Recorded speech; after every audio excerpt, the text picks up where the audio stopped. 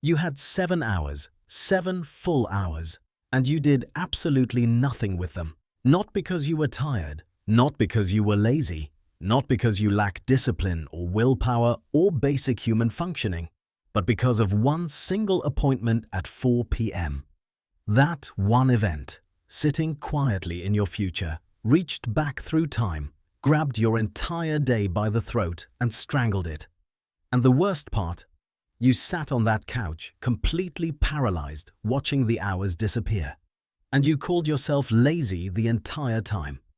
You weren't lazy.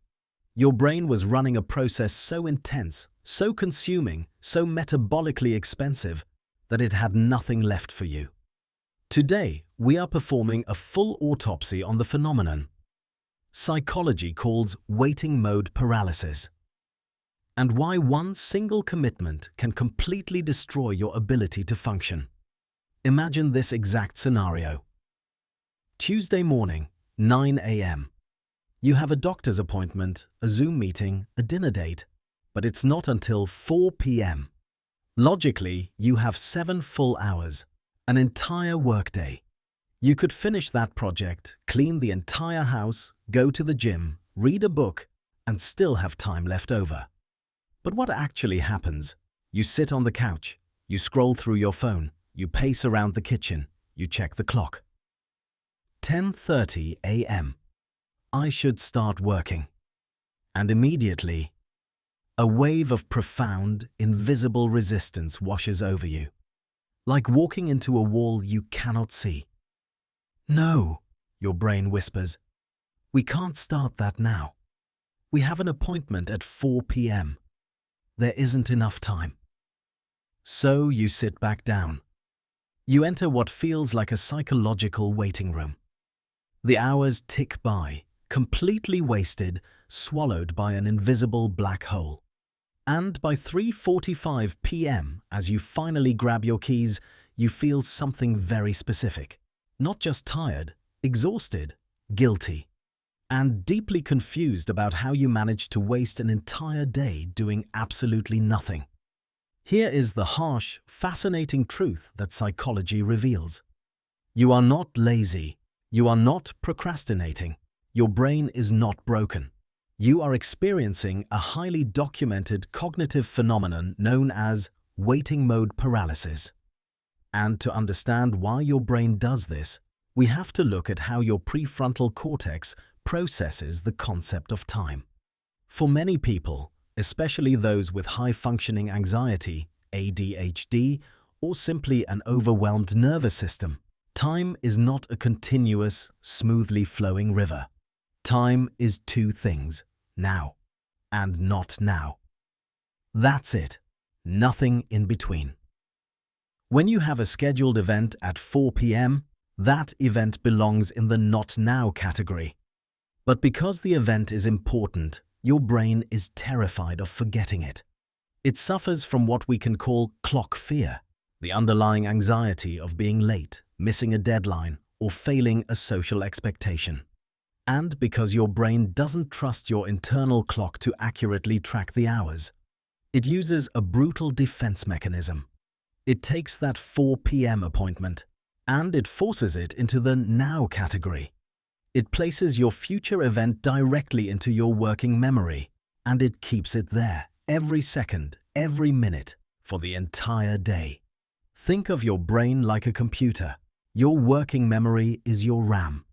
Normally, you use your RAM to focus on whatever is right in front of you, writing an email, cleaning your room, finishing a project. But when you are in waiting mode, your brain takes that 4 p.m. appointment and runs it as a massive, high-priority background application. It consumes 99% of your cognitive RAM, just to keep the alarm active, just to make sure you don't forget. This is why you feel completely exhausted while sitting on the couch doing absolutely nothing. Your brain is not resting. Your brain is working incredibly hard. You are being drained, not by activity, but by the cognitive effort of waiting. This brings us to the psychological concept of the void. The void is that vast, empty expanse of time between right now and your scheduled event. Logically, the void is full of potential. 7 hours of freedom, a gift.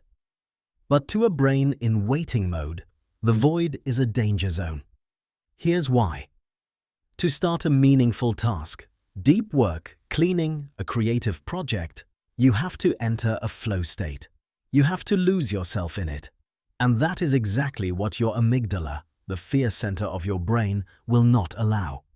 If we start this project, your brain screams, we might focus too deeply. We might lose track of time. We might miss the 4 p.m. appointment. It is too dangerous to start. So it physically paralyzes your ability to initiate action. It creates a state of frozen time. You are trapped in a cognitive holding pattern, forbidden by your own nervous system from doing anything that requires deep focus. Instead, you are only allowed to do low-risk, low-reward activities. Scrolling, reorganizing one drawer, watching a YouTube video you don't even want to watch. These activities are safe because they are easy to interrupt. You can drop your phone the second the clock strikes 3:30 p.m. You are keeping yourself in a shallow state of engagement, not out of laziness, but as a survival mechanism. And this is why society's advice is so incredibly toxic. Society looks at you sitting on the couch at 1 p.m. and says, "Just get up and do it. You have 3 hours left. Stop making excuses." Society calls you lazy. Society tells you that you lack discipline. But science says something entirely different. You are not lacking discipline. You are experiencing executive dysfunction caused by working memory overload. You are a person whose brain is so incredibly desperate to be responsible, so desperate not to let anyone down, that it shuts down all other systems just to guarantee you make it to that one appointment. Your paralysis is not laziness. It is a twisted, extreme form of hyper-responsibility. So, how do we escape the void? How do we break out of waiting mode? First, drop the guilt completely. The guilt is not motivating you. It is draining the last 1% of RAM you have left. Stop calling yourself lazy. Your brain is running a faulty security protocol. That's all. Second, externalize the threat. Your brain is holding the 4 p.m. appointment in working memory because it doesn't trust you to remember it. You have to prove to your brain that it is safe to let go. Set a cascade of alarms, not just one alarm at 3:30. 3 p.m. Wrap up your work. 3:15 p.m. Get dressed. 3:30 p.m. Leave the house. When you build an external fail-proof system, you give your prefrontal cortex permission to close the background application. You are telling your brain, the phone is carrying the burden of time now. You don't have to. Third, lower the stakes with micro-commitments.